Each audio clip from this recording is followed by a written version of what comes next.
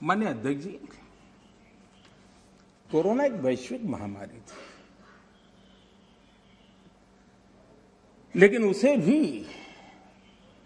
दलगत राजनीति के लिए उपयोग में लाया जाए, क्या ये मानवता के लिए अच्छा है? भारत जैसे आपको मैं प्लीज प्लीज माननीय अध्यक्ष जी, मैंने प्लीज अधीर रंजन जी आपको पर्याप्त समय माननीय अध्यक्ष जी,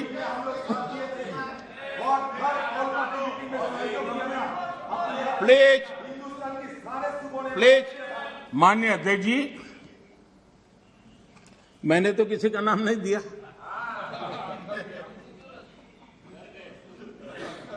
कोई भी टोपी पहन लेने की क्या जरूरत है जी? अरे क्यों? लेकिन जब आप खड़े ही हो गए तो अब मैं नाम दे करके बोलना चाहता हूं। अब आप खड़े ही हो गए हैं तो मैं नाम दे करके बोलना चाहता हूं। इस कोरोना काल में कांग्रेस ने तो हद कर दी।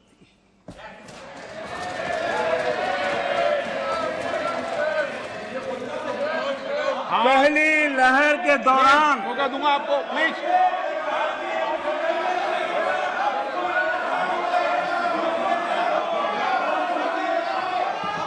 देखिए माननीय सदस्य, प्लीज बैठिए, ये तरीका ठीक नहीं है। आपको मैंने पर्याप्त, प्लीज।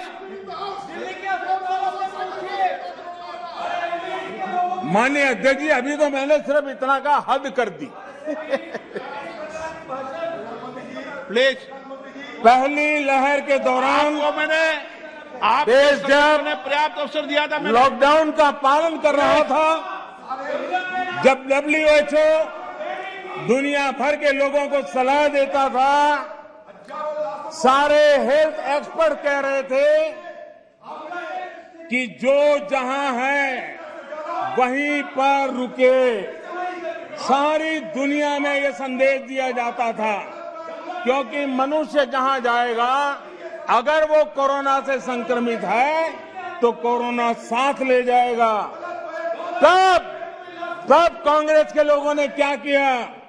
मुंबई के रेलवे स्टेशन पर खड़े रह करके मुंबई छोड़कर जाने के लिए प्रोत्साहित करने के लिए मुंबई में श्रमिकों को टिकट दिया गया, मुफ्त में टिकट दिया गया, लोगों को प्रेरित किया गया कि जाओ महाराष्ट्र में हमारे पर जो बोझ है वो जरा कम हो, और जाओ, तुम उत्तर प्रदेश के हो, तुम बिहार के हो, जाओ वहां कोरोना फैलाओ। आपने ये बहुत बड़ा पाप किया, अफरा तफरी का माहौल खड़ा कर दिया। आपने हमारे श्रमिक भाइयों बहनों को अनेक परेशानियों में धकेल दिया। और माननीय अध्यक्ष जी, उस समय दिल्ली में ऐसी सरकार थी जो है, उस सरकार ने तो जीप पर माइक बांध करके दिल्ली की झुग्गी झोपड़ी में गाड़ी घुमा करके लोगों को कहा, संकट बड़ा है, भागो, गांव जाओ, घर जाओ।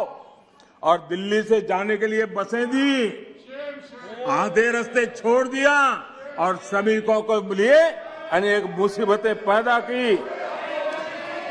और उसका कारण हुआ कि यूपी में, उत्तराखंड में, पंजाब में जिस कोरोना की इतनी गति नहीं थी, इतनी तीव्रता नहीं थी, इस पाप के कारण कोरोना ने वहां भी अपनी लपेट में ले लिया। माननीय अध्यक्ष जी, ये कैसी राजनीति है?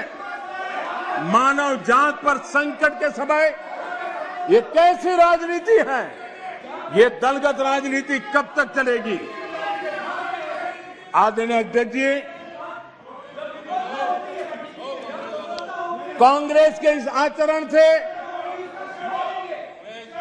सिर्फ मैं ही नहीं, पूरा देश अचंभित है। 2 साल से देश 100 साल के सबसे बड़े संकट से मुकाबला जूझ कर रहा है। कुछ लोगों ने जिस प्रकार का व्यवहार किया, देश उससे सोच में पड़ गया है। क्या ये देश आपका नहीं है? क्या ये देश के लोग आपके नहीं हैं? क्या उनके सुख दुख आपके नहीं हैं?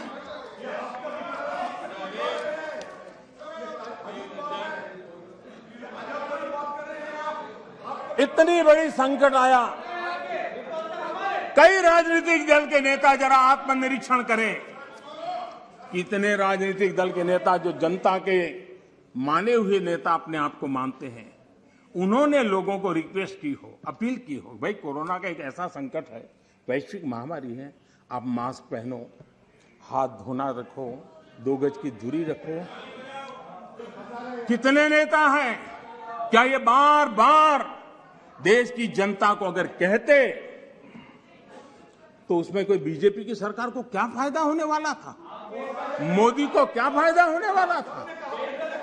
लेकिन इतने बड़े संकट में भी इतना सा पवित्र काम करने से भी चूक गए। इसलिए माननीय अध्यक्ष जी, कुछ लोग हैं